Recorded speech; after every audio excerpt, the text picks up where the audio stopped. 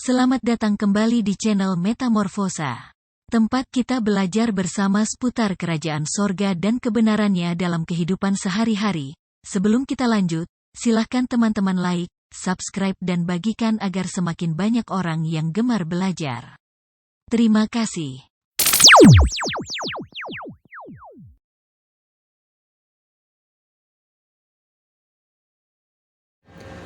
Akhir-akhir ini semakin banyak orang yang mengalami stres, yang berbicara tentang stres, dan yang juga berkata, saya sedang stres. Jadi, kata stres kembali menjadi trending topik. Nah, sebenarnya apa sih stres itu? Kali ini, kita akan mencoba berdiskusi hakikat stres dan langkah praktis apa yang bisa kita lakukan untuk menyelesaikannya, atau bagaimana sikap kita untuk menghadapi stres. Nah, Hans Selye, seorang ahli biologi Kanada, adalah orang yang pertama sekali menggunakan istilah stres dalam konteks medis. Menurut beliau, stres adalah suatu respons fisiologis atau psikologis terhadap rangsangan yang menyebabkan ketegangan emosional atau fisik. Dalam arti lain, stres adalah respon tubuh terhadap situasi yang mengancam atau menuntut. Selye juga menggambarkan 3 tahap respon tubuh terhadap stres, yaitu tahap alarm atau alarm reaction stage, tahap perlawanan atau stage of resistance, dan tahap kelelahan atau stage of exhaustion. Nah, kita masuk kepada tahap yang pertama, yaitu tahap alarm. Tahap alarm adalah tahap awal dari respons stres, di mana tubuh merespons dengan meningkatkan produksi hormon adrenalin dan kortisol. Tahap ini juga disebut sebagai fight or flight response, di mana tubuh mempersiapkan diri untuk menghadapi atau melarikan diri dari ancaman. Nah, tahap perlawanan terjadi ketika stresor atau rangsangan stres terus berlangsung. Nah, tubuh mulai beradaptasi dan mencoba menyesuaikan diri dengan situasi tersebut. Tahap ini dapat berlangsung selama beberapa minggu hingga beberapa bulan. Yang kemudian tahap kelelahan terjadi ketika tubuh tidak lagi mampu menahan respons stres yang berkepanjangan. Tubuh menjadi kelelahan dan rentan terhadap penyakit dan gangguan kesehatan. Tahap ini dapat mengarah pada kelelahan fisik dan mental yang parah. Nah, dalam kesimpulannya, menurut Hans Selye, stres adalah respons tubuh terhadap situasi yang menuntut atau mengancam. Ya, sekali lagi, stres adalah respons tubuh terhadap situasi yang menuntut atau mengancam, yang dapat memengaruhi kesehatan dan kesejahteraan kita secara keseluruhan. Nah, oleh karena itu penting untuk mengenali tanda-tanda stres dan mengambil langkah-langkah untuk mengelolanya dengan baik. Nah, selanjutnya ada 4 jenis stres, yaitu yang pertama eustress, yang kedua adalah distress, yang ketiga adalah hiperstres, dan yang keempat adalah hipostres. Nah, kita akan bahas satu persatu secara garis besarnya saja. Yang pertama eustress. Eustress adalah stres yang baik. Oh, apakah ada stres yang baik? Ya, eustress itu berlangsungnya dalam jangka waktu yang tidak terlalu lama, tidak terlalu panjang. Artinya relatif singkat saja. Nah, kenapa eustress ini disebut stres yang baik? Nah, karena dia memberikan kepada kita rasa tertantang, memberikan kepada kita semangat, memberikan kepada kita kekuatan untuk menghadapi sebuah kompetisi. Misalnya, jika Anda ingin lomba pidato, maka Anda mempersiapkan diri sungguh-sungguh. Nah, dalam jangka waktu mempersiapkan diri untuk mengikuti kompetisi itu, Anda mengalami stres. Tapi stres itu sifatnya bagus, yaitu menunjukkan kepada Anda rasa tanggung jawab supaya Anda mempersiapkan diri dengan sungguh-sungguh. ya. Jadi kalau mengikuti kompetisi jangan cuek, jangan seperti tidak terjadi apa-apa. Anda harus memacu diri Anda, menantang diri Anda. Nah, itulah yang disebut dengan eustress atau stres yang baik. Nah, yang kedua adalah distress. Nah, stres jenis ini biasa orang menyebutnya sebagai stres berat. Mengapa? Karena dipersepsi sebagai sesuatu yang terlalu berat atau terlalu sulit untuk diatasi. Bahkan bagi beberapa orang dirasa tidak bisa diatasi atau tidak ada jalan keluar. Nah, distress ada dua tipe. Tipe yang pertama adalah stres akut dan yang kedua adalah kronis. Nah, stres akut adalah stres yang timbul dan hilang dengan cepat. Memang sifatnya itu adalah berat, tetapi dia timbul dan hilang dengan sangat cepat saja.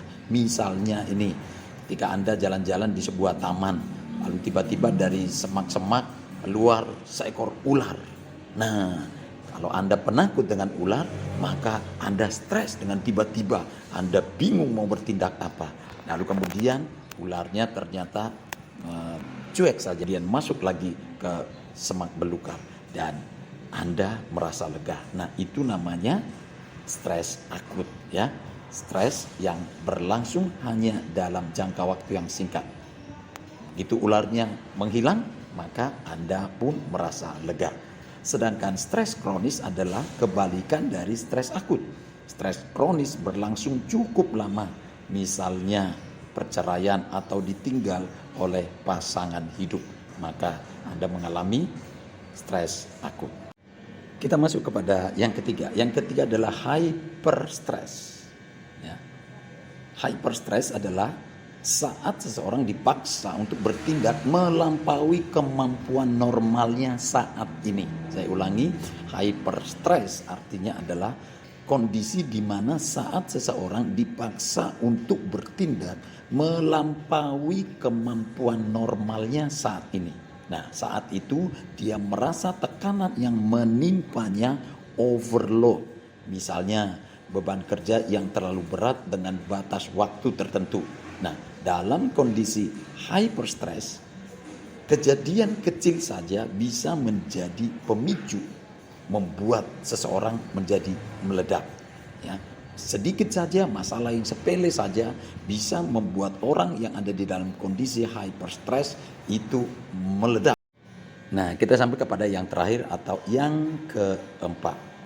Yang keempat disebut dengan hypostress. Hypostress adalah kebalikan dari hyperstress.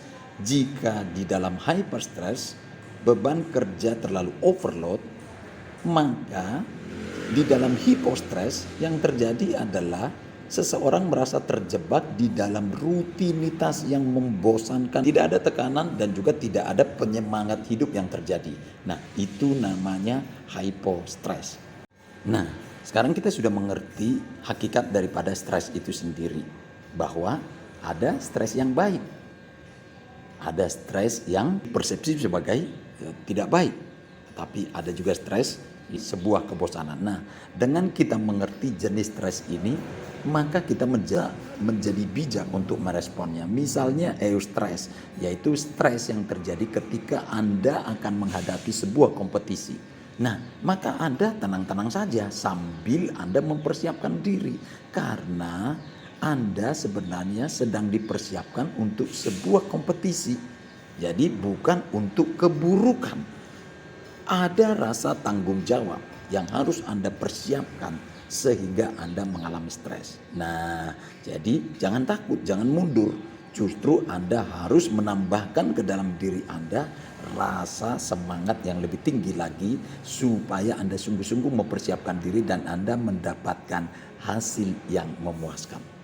Nah, sekarang bagaimana sikap kita di dalam menghadapi distress dan hyperstress. Nah, distress dan hyperstress ini sebenarnya bertujuan untuk meningkatkan kapasitas, meningkatkan kemampuan, meningkatkan elastisitas, meningkatkan kemampuan kita di dalam menjalani hidup ini sehingga naik ke dalam level yang lebih tinggi lagi. Kita naik kelas. Sebenarnya kita mengalami stres ini adalah karena sesuatu yang dipersepsi sebagai belum dimengerti, belum tahu. Nah, karena kita belum tahu, belum ada pengalaman sebelumnya, maka mengalami stres. Tapi kalau sering mengalami tekanan yang besar, maka kita akan menemukan polanya. Jadi sebenarnya baik distres maupun hiperstres sama-sama bisa kita manfaatkan untuk meningkatkan kapasitas dan kemampuan kita untuk menghadapi kondisi hidup yang menekan seperti apapun. Nah, untuk yang terakhir yaitu hipostres. Hipostres itu adalah kondisi stres karena hidup yang monoton. Nah, untuk yang ini berarti Anda membutuhkan tantangan. Nah, sebenarnya Anda membutuhkan sebuah kondisi stres yang baru yang menantang hidup Anda. Jadi yang Anda butuhkan saat berada di dalam hidup yang monoton adalah memulai sebuah proyek yang baru yang Anda belum pernah kerjakan sebelumnya. Nah, dengan melihat jenis-jenis stres ini, maka saya berharap Anda bisa mengerti manajemen stres, bahwa sesungguh-sungguhnya semua stres yang datang menimpa dari luar, semuanya pada dasarnya adalah bertujuan untuk meningkatkan kemampuan kita, kapasitas kita, elastisitas kita dalam menghadapi segala bentuk kondisi tekanan yang datang dari luar. Sehingga sebagai manusia kita menjadi dinamis. Nah, mulailah sebuah kegiatan yang sebelumnya Anda belum pernah lakukan. Menantang diri melakukan apa yang belum akrab Anda lakukan. Karena sebenarnya segala sesuatu adalah hasil dari coba-coba dan kemudian hasil dari pembiasaan. Dan semakin sering Anda menantang diri Anda untuk melakukan apa yang sebelumnya belum pernah Anda lakukan. Yang penting yang Anda lakukan itu bukan sesuatu yang salah, bukan yang melanggar hukum dan bukan dosa, maka Anda harus melakukannya. Karena pada dasarnya ada lebih banyak yang kita belum mengerti daripada yang kita sudah mengerti. Jadi jangan hanya tinggal di kenyamanan yang sudah dimengerti saja. Perluaslah kapasitas. Itulah cara untuk menanganinya. Nah, dengan mengacu kepada pernyataan dari Hans Selye, maka secara umum sebagian besar orang akan masuk ke dalam 3 tahap dari respon terhadap stres, yaitu tahap alarm, tahap perlawanan, dan tahap kelelahan. Namun dengan kita mengerti hakikat daripada stres itu sendiri, maka sebaiknya dan seharusnya kita tidak perlu masuk ke dalam tahap yang ketiga, yaitu tahap kelelahan, apalagi kelelahan dalam jangka waktu yang lama. Cukuplah kita sampai kepada tahap yang pertama, yaitu tahap alarm. Kita menyadari bahwa kita ada dalam kondisi stres. Namun demikian kita juga menjadi mengerti kita stresnya di jenis yang mana, supaya kita tidak salah memberikan respon. Artinya dengan kita mengerti jenis stres yang kita alami, maka kita bisa memberikan jawaban yang tepat, respon yang tepat untuk menghadapinya, sehingga kita tidak sampai terjebak di dalam kelelahan. Jangan takut dengan stres, ya. Yang kedua, jangan menghindar dari stres.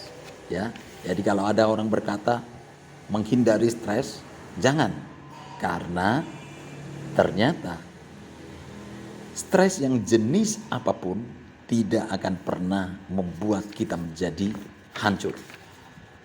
Selanjutnya, dengan mengerti hakikat dari stres, maka pertama, jika kitalah yang ada di dalam stres, maka coba menenangkan diri sambil mengidentifikasi stres kita itu jenis yang mana. Apakah eustress?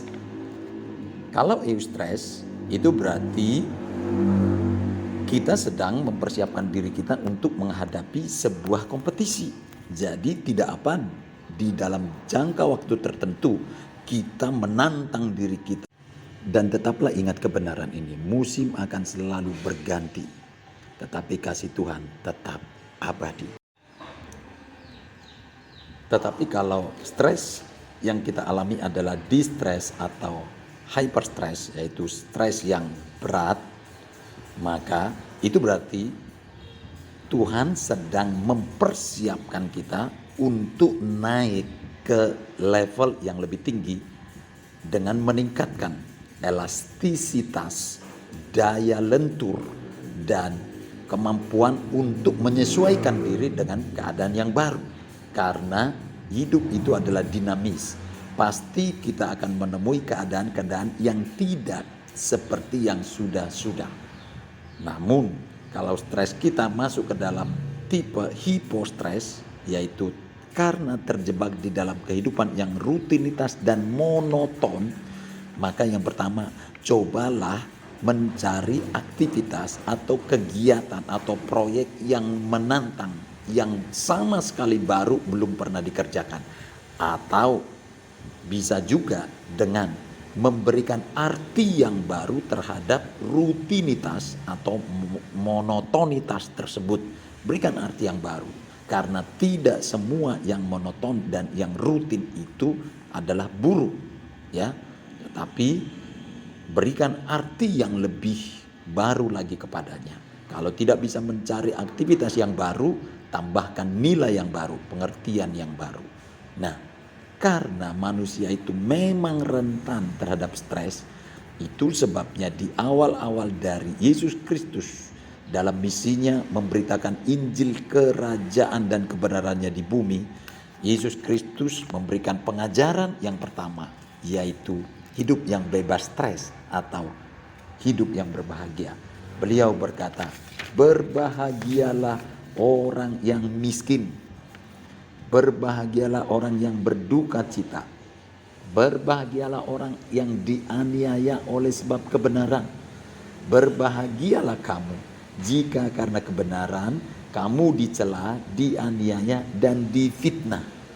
Itu berarti Tuhan tidak membentengi kita dengan kondisi dari luar supaya tidak dihantam oleh keadaan miskin, keadaan berduka cita, keadaan dianiaya, keadaan difitnah. Tidak, tetapi yang Tuhan berikan adalah mindset kerajaan, mindset yang baru, bagaimana merespon keadaan miskin, keadaan duka cita, keadaan dianiaya, keadaan dicela dan difitnah.